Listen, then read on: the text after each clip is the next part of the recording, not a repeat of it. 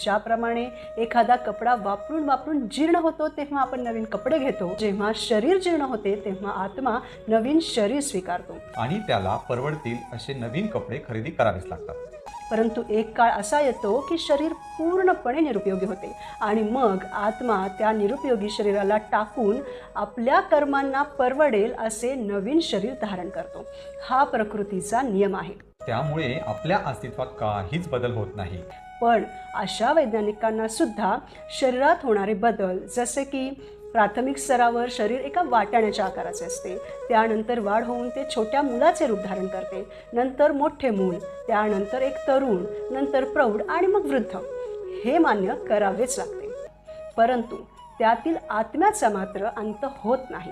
आत्म्याच्या आणि परमात्म्याच्या संबंधाविषयीचे विस्मरण हे एका शरीरातून दुसऱ्या शरीरामध्ये होणाऱ्या स्थानांतरास कारणीभूत ठरते। म्हणून आत्म्यासाठी जे आवश्यक आहे तेच केले पाहिजे। शरीराकडे गरजेपुरतेच लक्ष दिले गेले पाहिजे। त्याचप्रमाणे आपणही आपले विहित कर्तव्य पार पाडल्याने आपण शारीरिक कर्मभोगातून तत्काळ मुक्त होऊन जीवनातील उच्चतर स्तरावर आपलीही उन्नती होऊ शकते।